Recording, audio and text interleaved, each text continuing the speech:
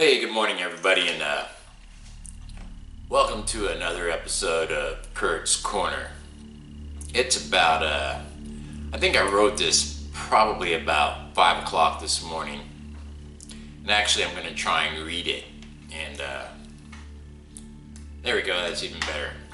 I'm going to try and read it, just so we can get through this without me dragging it on, because I can't. And this says it all, okay? Some of you are going to listen to this and some of you won't. It's 5:56 in the morning on November 13, 2016. I was watching CNN and getting pissed off. And if you voted for Obama in the previous elections, you should be pissed also. So let's get to business. I keep hearing those people talking about the protesters and how they're a bunch of spoiled brats and blah blah blah, and that kind of pisses me off. And the reason it pisses me off is because the spoiled brats are these fucking people calling themselves the Republicans. The Republican Party is actually the spoiled brats. That's right. I won't say it.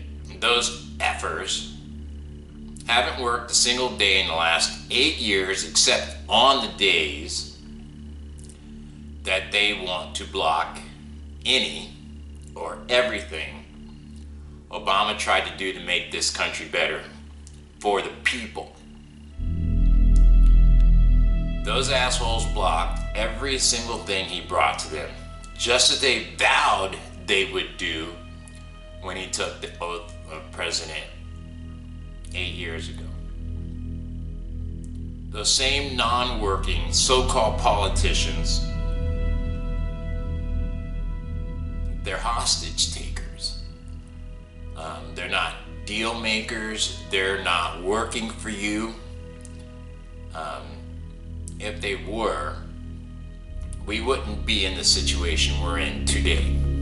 Those same politicians that blocked Obama promised that if Hillary had been elected, they would have blocked her too. Not even knowing what she's bringing to the table, they were just gonna block her. I sat there this morning watching them try to break their own legs to ensure that the president-elect, who hasn't got the slightest clue about politics, they tried to make him look like some sort of genius. Where did they get all this energy to suddenly want to work? I can't believe they actually want to work now, but I digress. Just last week, these idiots were willing to stonewall President, actually Hillary, or I should say stonewall we the people, into waiting another 4 years to vet another Supreme Court justice. Now, in their little huddle, they seem like kids that only have to get to the lamppost for a touchdown. You know, what kind of bullshit is that? I look at Trump trying to move neo-Nazi Steve Bannon into the White House. That upsets me. You can blame Obama for whatever you want to, but I'll tell you right friggin' now that if the Republicans had done their jobs and represented the people, we wouldn't have this issue right now. Now, the election. Okay, Hillary used an unauthorized email server. Point taken. Trump's grabbed a woman's pussy, sexually assaulted at least 13 others, fraudulent university, he dislikes Mexicans, Muslims, blacks, LGBT, handicapped people, Mr. Khan, etc., etc. But the real issue is his relationship with Russia. I submit to you that if Trump were black, you'd already want to know, if you didn't know already, who in Russia was helping him during the election. You know exactly who he went to do business with in Cuba, and you never would have let a person of color campaign in the fashion that Donald J. Trump did. now that it's all been done, it has, in less than a week, been swept under the table. It's gone. Never happened. What the hell am I missing here? The media reports what they want to report. I don't believe all media is biased, and I believe there's a station for any slant that you want to hear on this. Okay?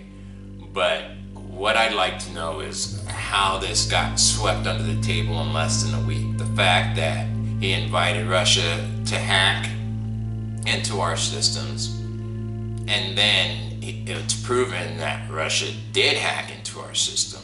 He's been in contact with the Kremlin during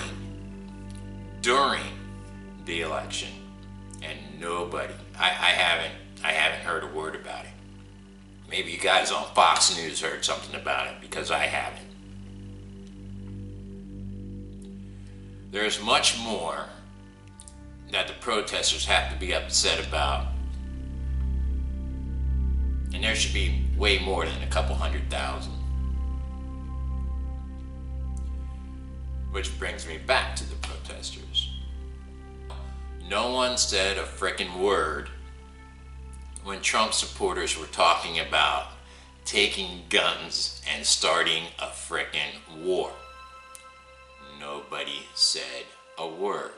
And now those same people are up in arms that other people are protesting. You guys have forgotten that they threatened to start a war over this election. I can see why other countries are laughing at the almighty USA right now. I can see. And that, folks, is the end of my rant.